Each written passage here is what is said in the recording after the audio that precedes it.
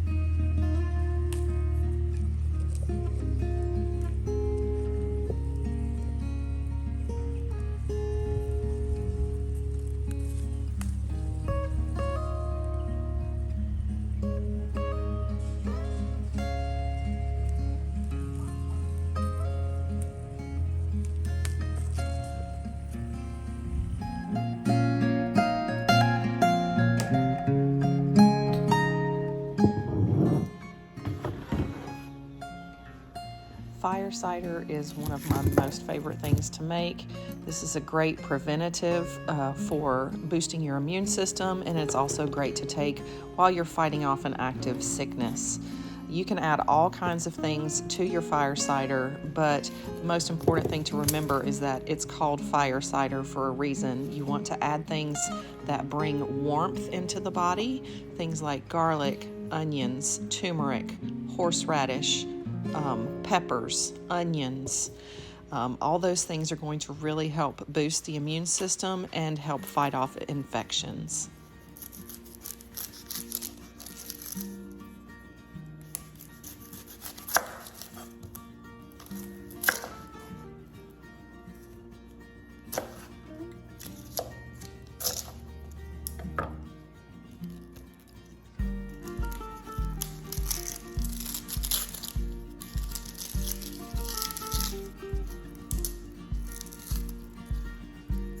The beauty of fire cider is that you can add whatever ingredients that you choose, but some of the main ones that I always add to mine are onions, garlic, ginger and turmeric, lots of peppers. I usually use jalapenos and cayennes, but again, you can use whatever peppers you prefer. I just don't like mine to be quite as hot as some people do. I don't like to use habanero, for instance. I also love to add citrus to mine. I will be adding a combination of oranges, lemons, and limes, and that will give a boost of vitamin C and add a little bit of sweetness.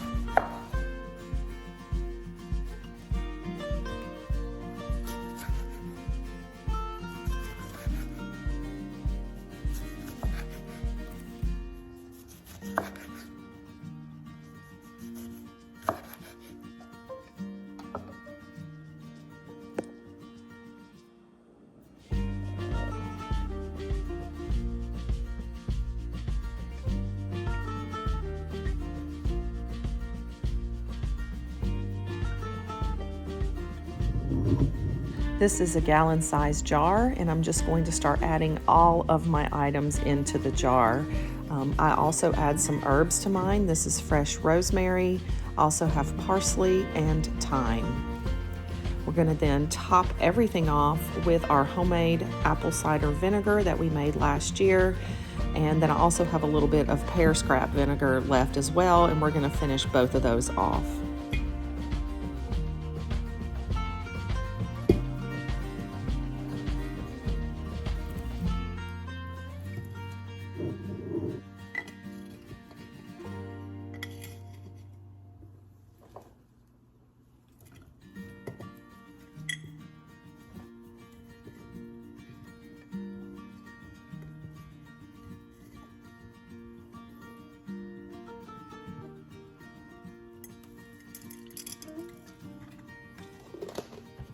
The most important thing to remember is to use apple cider vinegar with the mother, because that is going to help jumpstart your fermentation process. You do not want to use pasteurized vinegars in this application. You definitely want to use a natural fermented vinegar.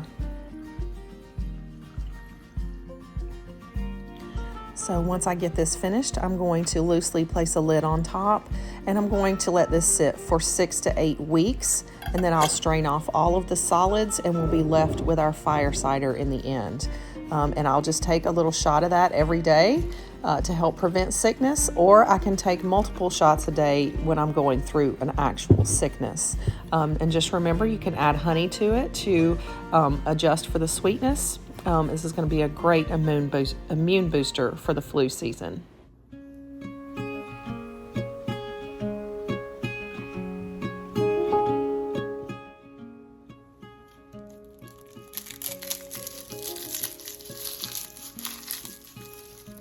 The next thing we're going to make for our apothecary is some fermented honey and garlic. This can be used as a medicinal, but it can also be used in cooking. So the fermented garlic in the honey can be used in salad dressings and different applications like that. But you can also just take one of the garlic cloves every day and just eat it. The honey helps offset that spiciness from the garlic. And then the garlic also adds that flavor into the honey. So it's really, really tasty, and it's a great way to kind of boost your immune system throughout the winter months. We're going to let this sit and ferment on the counter for about a week or so, and then you'll notice that the honey becomes a little more liquidy during that time as the moisture gets pulled from the garlic.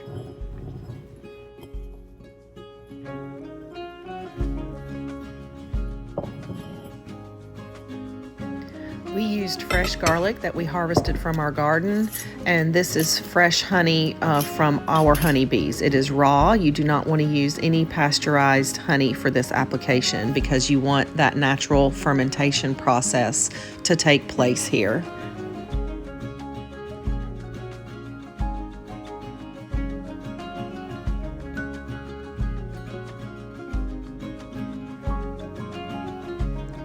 So you'll see here the honey is very thick when we first start, and the honey will become much thinner as the fermentation process continues.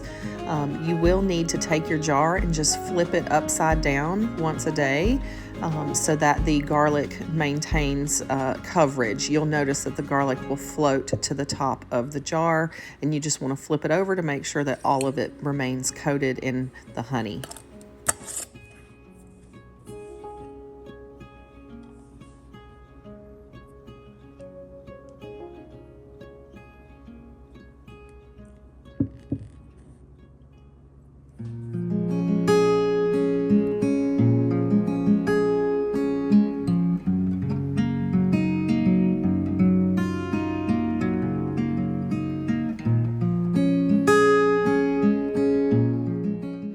The other apothecary staple that is a must-have during the cold and flu season is elderberry syrup. So these elderberries are some that I freeze-dried last year, so we're going to be using those to make our syrup this year.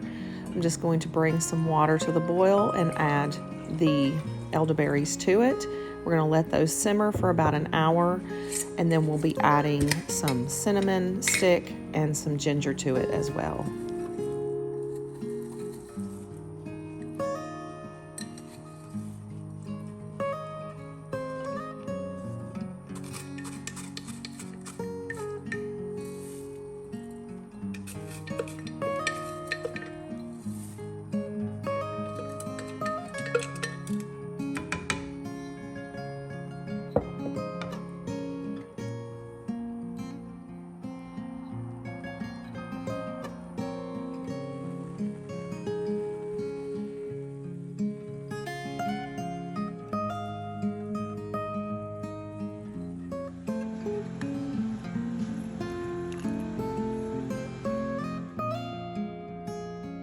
I strained everything off once it was finished and added honey to it, and now we're going to pour it into our mason jar, and we will store it in the refrigerator for up to 6 months.